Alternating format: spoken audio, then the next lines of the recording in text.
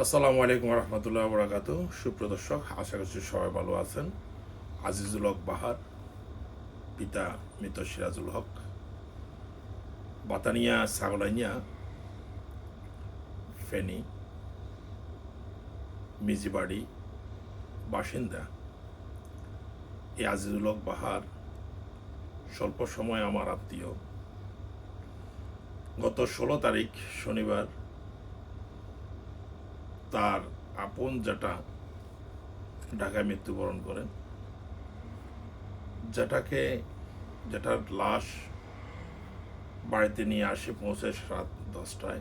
সকাল 10টায় তার দাও দাফন সব কিছু ঠিকঠাক করে এই আজিজুল হক বাহার, আপনারা অবশ্যই স্ক্রিনের ছবিতে দেখছেন। আজিজুল হক বাহার উনি রাত 11টার সময় সাগলাইনিয়া বাতানিয়া থেকে ফেনী বাসার উদ্দেশ্যে রওনা হচ্ছেন রাত 11টায়। রোড পারাপার, সাগলাইনিয়াতে রোড পারাপারের সময় এক মোটরসাইকেল আরোহী এসে ধাক্কা মেরে বেশ কিছু দূরে তাকে ফেলে চলে যায়। তার পাশে একজন ছিল, সে অনেক চিৎকার করে, রাত তখন 11টা, অনেক চিৎকার করে ডাকাডাকি করে অনেক সময় লিঙ্গার করে কিছু লোকজন আসে, কেউ ধরে কেউ ধরে না, কেউ আগে আসে কেউ আসে না। অনেক চেষ্টা করে তাকে সাগলাইনিয়া একটা মেডিকেলে নিয়ে যাওয়া হয়। নিয়ে যাওয়ার পরে তারা বলে, আপনারা জলদি দ্রুত অ্যাম্বুলেন্স করে ফেনী নিয়ে যান। ফেনী একটা অ্যাম্বুলেন্স করে ফেনী সদরে যখন আসে, এমনিতে 1-1.5 ঘন্টা লেট হয়ে গেছে। যখন ফেনীতে নিয়ে আসে সদর হাসপাতালে, তখন রাত 3টা, 3:30। এই সময় কোনো ডাক্তার নাই, কোনো নার্স নেই, কোনো সেবা নেই। সদর হাসপাতাল, আমরা ফেনীবাসীর সবাই অবগত আছি সেই সদর হাসপাতালকে নিয়ে। রাত 3:30টার সময় তখন হসপিটালে অপেক্ষা করতে করতে তখন কিছু লোকজন বললো যে তাকে চিটগাং অথবা ঢাকায় নিয়ে যান, এখানে অপেক্ষা করে আর রুগী বাঁচানো সম্ভব হবে না। তখন চিটাগাংয়ের উদ্দেশ্যে রওনা করলো এই অ্যাম্বুলেন্সটি। সম্ভবত অ্যাম্বুলেন্সে অক্সিজেন লেভেল কতটুকু আছে জানি না। আমাদের দৃঢ় বিশ্বাস যে অ্যাম্বুলেন্স যত সম্ভব ঘাটতি ছিল অক্সিজেনের। এই ব্যক্তিটাকে, আজিজুল হক বাহারকে, যখন চিটাগাং মেডিকেলের সামনে নিয়ে যাওয়ার পরে ওখানে ডাক্তাররা কাছে এসে, যারা রিসিভিং করবে তারা সামনে এসে দেখে, অক্সিজেন মাস্ক খুলে দেখে সেই ব্যক্তি মৃত। ইন্না লিল্লাহি ওয়া ইন্না ইলাইহি রাজিউন। এই সময় তার বয়স ছিল 38 বছর। আজিজুল হক বাহার উনি একজন একজন সফটওয়্যার ইঞ্জিনিয়ার। তার 2 ছেলে মেয়ে, ছোট ছোট 2 বাচ্চা। ট্রিটমেন্টের স্বল্পতার কারণে ট্রিটমেন্ট সময় মতো চিকিৎসাটা যদি তাকে দেওয়া যেত, হয়তো এখনো বেঁচে থাকতেন। আজ আমাদের দেশে মানবতা কোথায়? আমাদের দেশে চিকিৎসা ব্যবস্থা কোথায়? যে কথাটি বলতে চাচ্ছিলাম, আজ এই শেখ আজিজুল হক বাহারের 2টা বাচ্চার কি পরিস্থিতি হবে, তার ফ্যামিলিটার কি অবস্থা হবে? আমরা কি একবারও কি চিন্তা করে দেখেছি? আমাদের ফেনীতে, আমরা ফেনীর কথা বলতেছি, ফেনীতে সুপ্রদর্শক যারা আপনারা ফেনীতে আছেন, খুব কষ্ট নিয়ে কথা বলছি। এই ফেনীতে আপনি দেখেন, ফেনী মৈফাল থেকে শুরু করে ট্রাফিক মোড় পর্যন্ত রাস্তার 2 পাশে, এবং ফেনী দাউদপুর ব্রিজ থেকে কোর্ট বিল্ডিং পর্যন্ত রাস্তার 2 পাশে হাজারো হাজারো প্রাইভেট ক্লিনিক।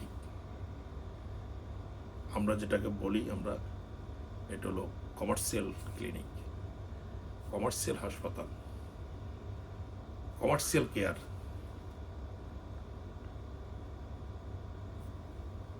এই অ্যাক্সিডেন্টের রোগীগুলা, অ্যাক্সিডেন্টের ব্যক্তি অথবা কোনো একটা দুর্ঘটনার শিকার, কোনো সন্ত্রাসী হামলা আঘাত করলো, তাকে কোপাইলো, মারামারি করলো অথবা রক্তাক্ত করলো, এই ধরনের রোগীগুলা যে প্রাইভেট ক্লিনিকগুলো কথা বলছি, যেই লোকেশনটার কথা বলছি, এই প্রাইভেট ক্লিনিকগুলো এই রোগীগুলোকে অ্যাকসেপ্ট করে না।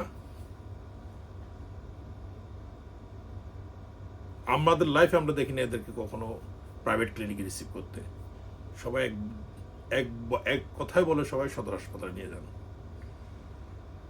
ওকে, গুড। সদর হাসপাতাল আসুন এবার। সদর হাসপাতাল, ফেনী সদর হাসপাতাল আমরা ছোটবেলা থেকে দেখে আসছি। এই হাসপাতালের নাই কোনো চিকিৎসার মান, নাই কোনো সেবার মান, নাই কোনো উন্নত মানের ডাক্তার, নাই কোনো উন্নত মানের অ্যাম্বুলেন্স, নাই কোনো উন্নত মানের কোনো নার্স, নাই কোনো উন্নত ভালো পরিবেশ। সে 71 সালের রং, সে 71 সালের কমোড বেসিন, সে 71 সালে যে কাঠ এখনো সে সদর হাসপাতালে আছে। আমরা কি করব টাকা পয়সা নিয়ে বলেন?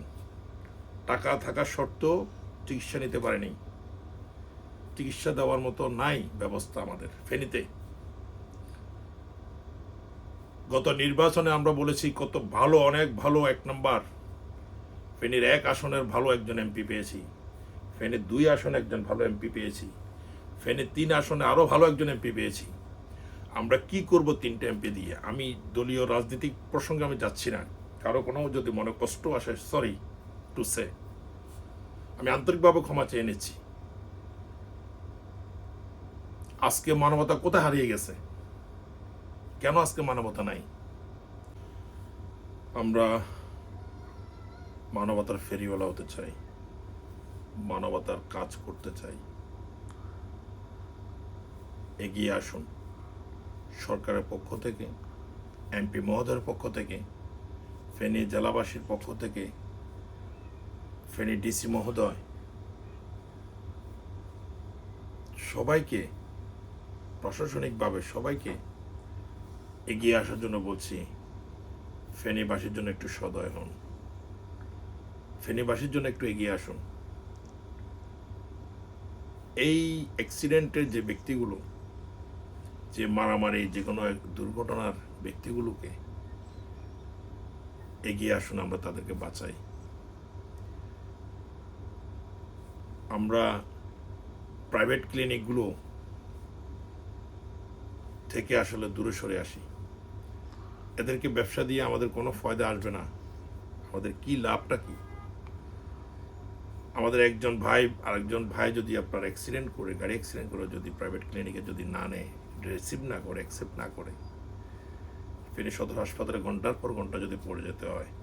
আজকে যে বাহারের কথা বলছি, বাহার সকাল 10টা, তার যেটাকে দাফনের সব কিছু ঠিকঠাক করে রাত 11টা সে অ্যাক্সিডেন্ট করে দীর্ঘ সময় রাত 3টা 4টার জন্য সে মৃত্যুর সাথে পাঞ্জা লড়েছে। সম্ভবত তার অক্সিজেন লেভেল ছিল না, সঠিক সময় ট্রিটমেন্ট দিলে তো কোথাও না কোথাও আঘাত পেয়েছে, অথবা বাঁচানো যেত।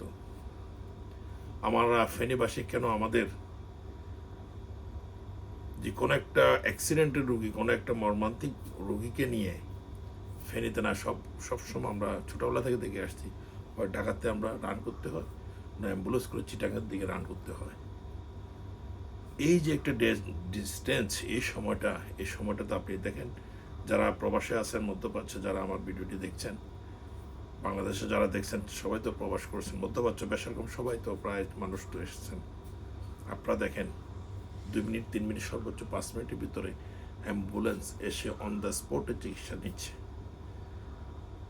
আমি বড় বড় সুন্দর সুন্দর নেমলেট লাগানো যে অ্যাম্বুলেন্সগুলো আমরা দেখি, অমুক হসপিটাল, অমুক মানব সেবা হসপিটাল, অমুক কেয়ার অ্যাম্বুলেন্স, এই নাম লেখা অ্যাম্বুলেন্সগুলো দিয়ে কী কাম আমাদের? কেন নাম লেখা অ্যাম্বুলেন্স থাকবে? সমগ্র বাংলাদেশে অ্যাম্বুলেন্সের একটি কালার থাকবে, শুধু অ্যাম্বুলেন্স লেখা থাকবে, শুধু নাম্বার প্লেটে শুধু থাকবে যে কার নাম্বার প্লেট, গাড়ি কোনটা কার। এই যে বিজ্ঞাপনের অমুক হাসপাতাল, অমুক হাসপাতাল, অমুক কেয়ার, এই যে হসপিটালগুলোর ব্যবসা, এই ব্যবসাগুলো থেকে আপনারা দূরে সরে যান। এরা আমাদের বিপদের সময় আসবে না। বিপদের সময় যেই সঙ্গী, যেই ব্যক্তি আপনার পাশে আছে, বিপদের সময় যে আপনাকে ট্রিটমেন্ট দিচ্ছে, তারা হচ্ছে আপনার আপন, খুব কাছের মানুষ, তারা আপনার উপকারে আসছে। এই কমার্শিয়াল যে হসপিটালগুলো, যে কেয়ারগুলো, এগুলো তো আপনাকে কোনো হেল্প করতেছে না, এরা এদের বিজনেস করতেছে। কেন আজকে ফেনীতে আইসিইউ নেই? কেন একজন ভালো ডাক্তার নেই? কেন অ্যাম্বুলেন্স ব্যবস্থা নেই? আমরা ফেনীবাসী কি এতই দুর্বল?